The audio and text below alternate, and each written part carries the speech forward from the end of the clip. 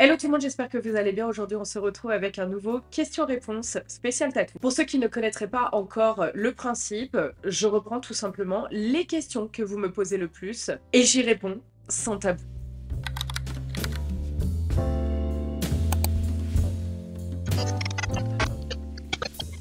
Quel est ton parcours artistique? Avant de répondre réellement à cette question, je tiens à préciser que le domaine du tatouage, le milieu du tatouage est assez particulier. Concrètement, il fonctionne très différemment des autres milieux artistiques. Tout simplement parce que nous ne sommes pas reconnus par la Maison des artistes. Et notre métier est davantage considéré comme un artisanat, et j'ai d'ailleurs fait une vidéo là-dessus que je te glisse dans le petit, je sais jamais de quel côté c'est, où il était justement question de parler de l'histoire des statues autour du tatouage. Bref, du coup, quel est mon parcours artistique? Faut savoir qu'il est assez atypique. Mais comme beaucoup de tatoueurs d'ailleurs, le fait de devenir tatoueur est un chemin semé d'embûches, clairement. Après mon bac, qui était un bac agricole, j'ai fait une année en art plastique à la Sorbonne, à Paris. Comme beaucoup de personnes qui se lancent dans ce type d'études, eh bien on déchante un peu quand on commence à vraiment rentrer dedans. Et en fait, on se rend compte qu'on est vraiment très bridé dans nos créations. J'ai donc choisi d'arrêter. Genre,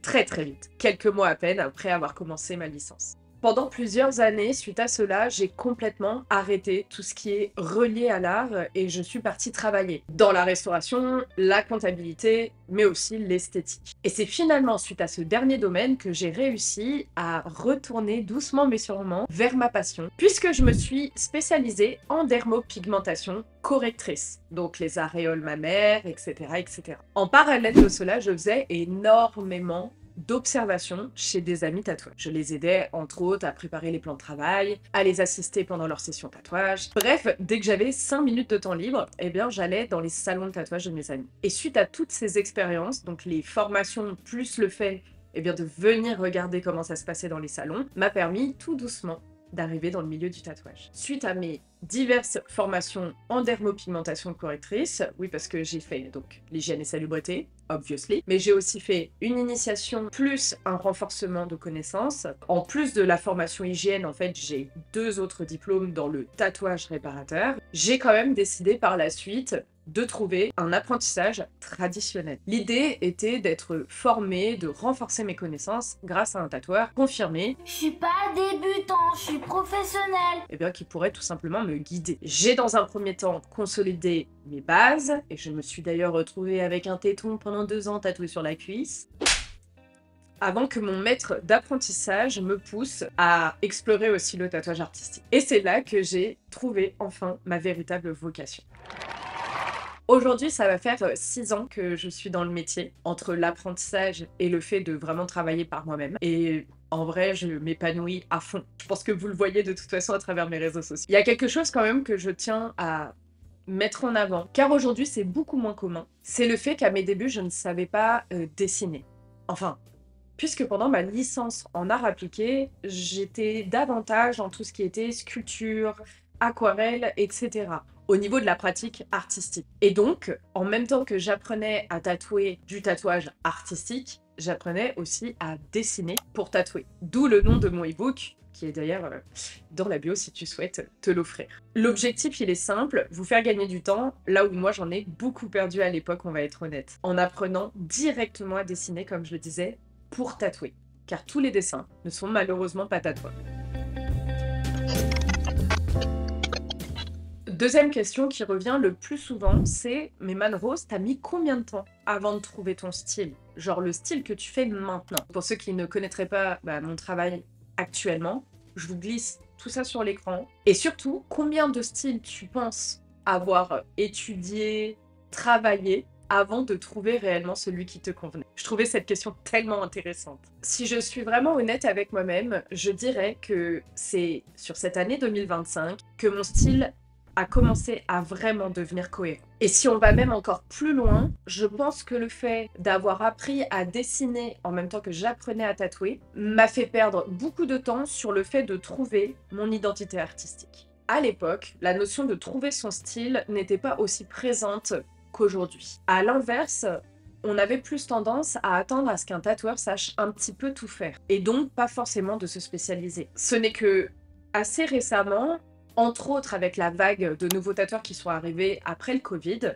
que la différenciation par le style est devenue essentielle. Les artistes, aujourd'hui, cherchent à se démarquer et donc à trouver une vraie identité visuelle. Le but, qu'on les reconnaisse à la première seconde, qu'on voit une photo de tatouage et qu'on sache qui l'a fait. Pour ma part, j'ai traversé beaucoup d'étapes avant de trouver mon propre style. J'ai d'abord analysé les grands courants, les grands styles dans le tatouage. Le old school, le néo-trad, le minimalisme, l'ignorante, polynésien, etc. Bref, j'ai vraiment analysé tous les styles qui existaient pour trouver ce que j'aimais bien. Et il y a un autre frein dans le fait de réellement trouver son style, c'est nos capacités techniques. Et ça, je trouve que c'est quelque chose dont on ne parle pas assez. Alors que c'est une des choses qui influence le plus notre évolution. Concrètement, ce qu'il faut retenir, c'est que le style d'un tatoueur, il évolue en fonction de la maîtrise de son geste. Si je retourne en arrière, je dirais que dans un premier temps, j'ai travaillé ce que l'on appelle le tatouage minimaliste et l'ignorant tattoo, en fonction un petit peu de mon humeur, mais surtout par manque de connaissance du travail des ombrages. Puis, j'ai commencé à travailler le style chromé, avec un mélange de fan line. Et c'est là où j'ai appris à jouer avec la lumière et les différents ombrages que l'on peut faire dans le tatouage. Ensuite, il y a un style que j'aimais particulièrement, c'était le néo-trad. Pour ma part, j'avais décidé de le travailler essentiellement en noir et gris.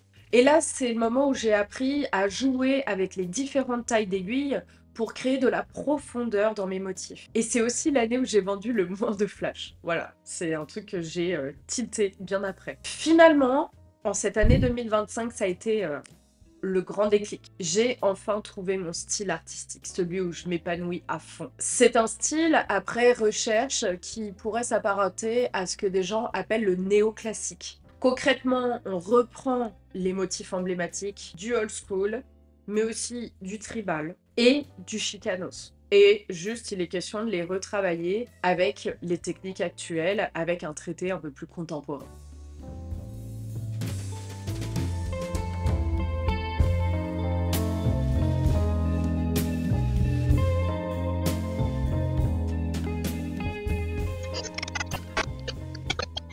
Voilà pour les 2 questions du jour. Si vous aimez ce style de vidéo, n'hésitez pas à me le dire. N'hésitez pas non plus à me poser vos questions en commentaire pour que j'y réponde dans une prochaine vidéo. J'ai hâte de voir ce que vous souhaitez savoir. N'oubliez pas non plus que vous avez tous mes e-books dans la bio. Voilà, c'est à des petits prix pour que vous puissiez être accompagné à la maison dans votre apprentissage en tant qu'autodidacte ou même si vous êtes en apprentissage en salon. N'hésitez pas à mettre un petit emoji, étoile, soleil, lune, comme vous voulez, pour me donner de la force et monter dans le référencement. J'ai vu aussi qu'il y avait un nouveau truc qui se faisait. Je sais pas si vous l'avez vu.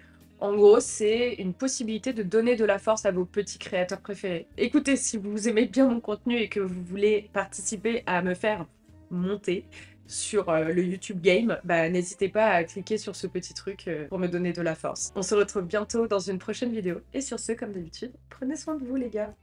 Ciao!